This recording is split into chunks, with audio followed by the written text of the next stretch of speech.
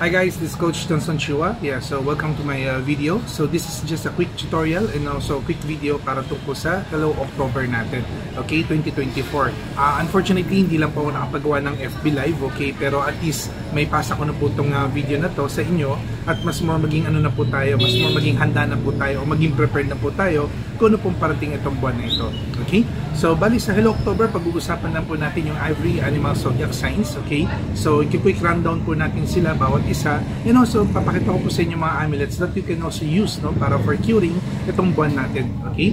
And also, yung pinakamaganda sa center din po natin, alright?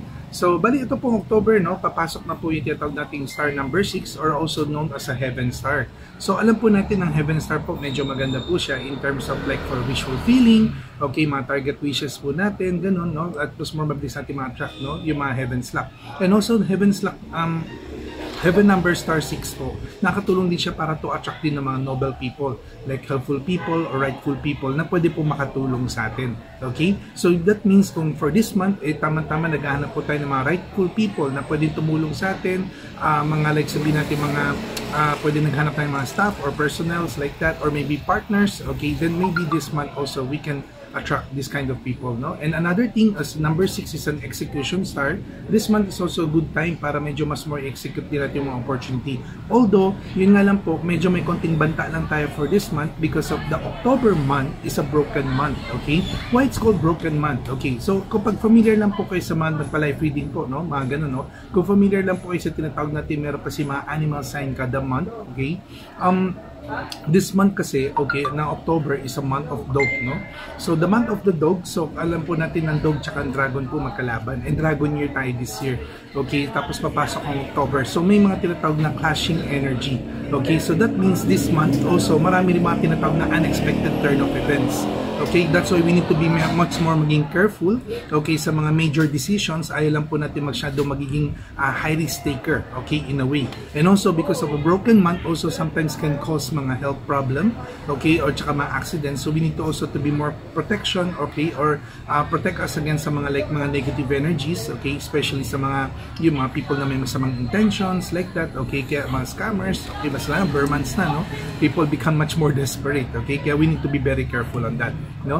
That's why po yung ang suggestion po namin ngayon is dapat yung center po natin yan, be sure na dapat laging clear, maaliwalas, huwag kayo maglalagay ng maraming cluttered, okay, doon sa center po ng ating mga places or sa houses.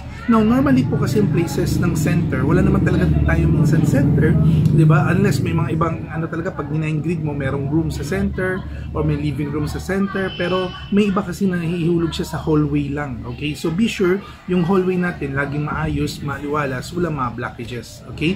Although one thing din also that you can use, no, para to activate the center, para makuha natin yung power ng number 6, okay, you can also use this one. Okay, so this is called the double crane or some other they call it the double 9, no? This one kasi medyo maganda po siya. It's more about to attract, okay, much more like mga sabihin natin prosperity and success, because alam po natin ang crane po is always a symbol of longevity and also a symbol of highness, no? Mataas. So that's something to do with promotion din and success, okay? Sa mga kumuha po ng mga complete block set, okay, kung tutusin po, makikita niyo po meron tayong ganito sa main door natin.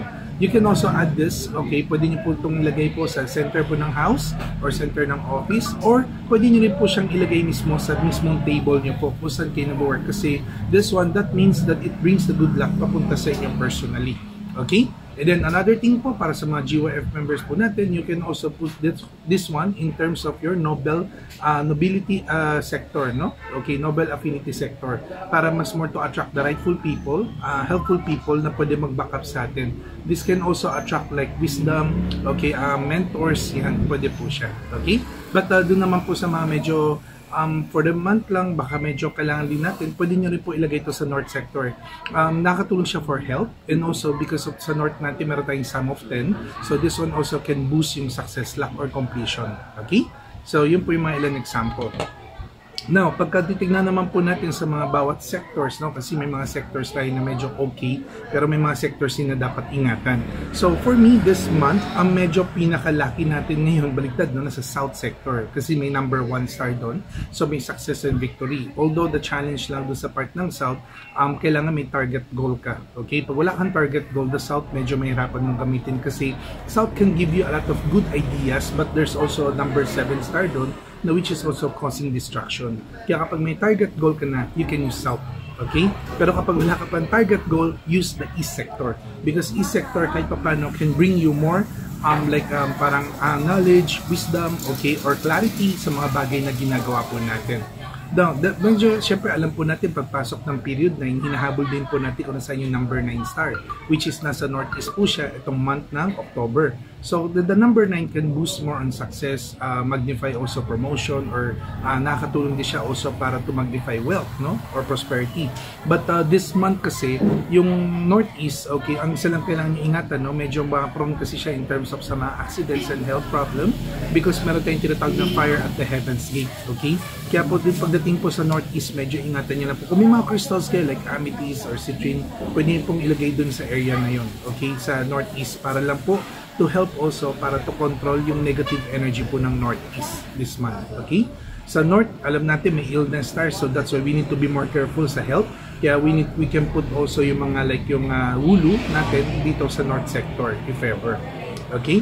Then sa Northwest naman, kasi because may Rabbity star, so we need to be more careful sa mga like pwede man loko or scammers like that, or maybe sa house natin, yung number 7 star ng Northwest, dapat medyo bantayan lang po natin, like yung door or window, okay, mas more dapat i-close po natin para iwasan po sa mga manluloko or magnanakaw. Okay? Now, West naman, originally the number 8 star dapat sa West, maganda siya for money luck. But the problem lang this month kasi, this year, merong number 5 din also sa West. So, double earth po tayo doon. Kaya yung health po, medyo mas more dapat babantayan natin. If you have any water feature, or maybe still water, so maybe you can like put a bowl of rock salt, okay? Lagay nyo lang po sa West sector. Then, it can help also negate the negative energy po doon sa part na yun. Okay? Sa Southwest naman, because the number 3 stars month, may kinalaman sa quarrelsome star, may mga away or gulo. Although the year itself kasi may number 9 star doon, so that's why the number 3 is medyo weakened ng konti. Hindi naman siya masyado malakas. Kaya kung meron kayong mga like yung mga red, no, like red doormat, red carpet, or maybe anything red, pwede nyo ilagay. The best na pangotra dyan kung meron kayong mandala. You can also put that doon sa Southwest sector nyo po, no?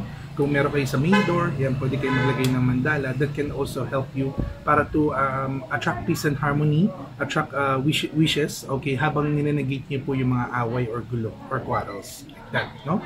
And then Southeast, yan yung pinaka-isa sa kailangan ingatan natin because the number 5 yellow star is on the Southeast sector. And imagine Southeast is also something to do with wind problem, okay? So kaya dapat maging maingat pa rin po tayo ngayon na mga related sa mga disasters related to wind like typhoon or mga major rain, ganon. Or in terms of health, no, something related to abdominal and also something related to reproductive system. Okay, so that's why we need to be very careful lang po. Okay, the number 5 yellow star can cause mga accident and money losses, especially tatamaan dyan mga dragon and snake. Okay, kaya we need to be very careful. Alright, so these are doon sa mga sectors na dapat natin bantayan. Okay, now para naman sa mga zodiac sign, dapat isa-isayin po natin yung mga zodiac signs. Okay, now unahin natin para sa mga year of the rat.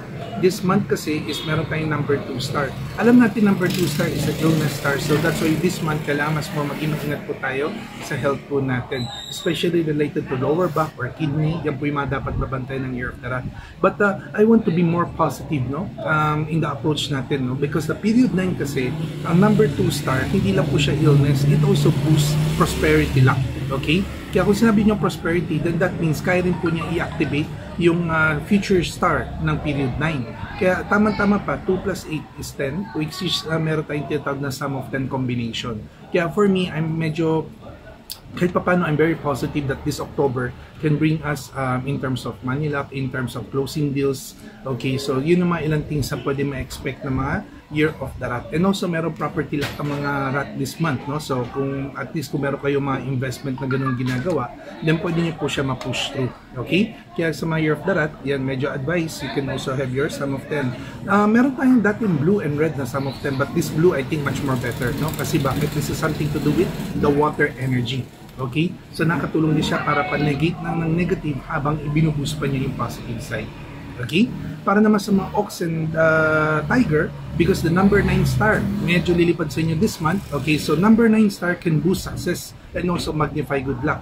Pero yung alam, medyo babantayan nyo lang health nyo for this month. Okay? Pero mas more positive tayo, dun tayo sa pang-boost, no? Siyempre kung meron number 9, sila Ox, pwede nyo gamitin to. Okay, yung Tiger Tile na charms, because Tiger Tile is big prosperity, big wealth. Okay, and tama-tama kasi ang Ox is one of the top 3 animal sign this year, so pwede natin ma-boost yung mga luck na yun. Okay, tsaka mga year of the Ox, medyo samantalin nyo po kung ano po yung mga other luck na pwede nyo natin mag-grab, kasi for the coming year medyo there are some challenges po. Medyo abangan nyo po, no, kasi lalabas na rin po yung book natin maybe around end of November to early December, lalabas na po yung book natin, okay, para for the coming year. Yung nga lang po, medyo syempre chinik ko na po yung mga ranking ng bawat animal sign at nakita na natin mga stars. So si Ox po medyo may konting challenge, kaya gusto natin po kain yung boost for this year, boost yun na lahat, no? Kasi ilan na lang din yung buwan natin, October, November, December, January, almost 4 months na lang. Medyo maaga po ang Chinese New Year natin next year, January 29. Okay? Yan, no? Para naman sa mga Tiger, because also the number 9 star, you can also use the 9 activator. This one also to boost your luck, not only to magnify your success, but also to attract din yung good opportunity. Maganda rin kasi yung energy ng Tiger this time, okay? Yeah, pero tandaan niyo po, Ox and Tiger, meron tayong tinatawag na fire the heavens gate, so we need to be more careful lang po sa health, especially related sa ulo. Ayan, dapat medyo ingatan natin related dito. Yan, pwede sa mata, sa ilong, sa bibig, sa tenga, or mismo sa brain. Okay, so dapat kung tayo masyado mentally stressed for this month. Okay? Now, para naman sa mga year of the rabbit, because you have the number 4 star this month, okay, that is something to do with education luck or network or connections or maybe added wisdom. So this is the right time also to socialize. Tama-tama pa, ang dog month is a secret friend ng rabbit. So that means this month, mas marami ding opportunity pwede mag-boost sa atin. That's why you can also use the Scholastic Amulet. Okay, itong Scholastic na to, kung makikita mo, hindi lang nandiyan dyan sa Nobleman, meron pang Scholastic Eagle. So that means also brings opportunity, right wisdom, para for good decision making, execution. Okay, so yun po yung maganda para sa mga year of the rabbit. Now, para naman po sa dragon and sa snake, sabi nga natin kanina, because the number 5 yellow star can cause more on mga like problems in terms of like misfortune or money losses. So that's why we need to be more careful, especially health, no? Kasi because the illness star is with them. Okay, this month talaga medyo mas more ingatan niyo po yung health niyo, especially for those na may mga nararamdaman na po dating problem, kasi baka po mag-occur ulit yung problema. Okay?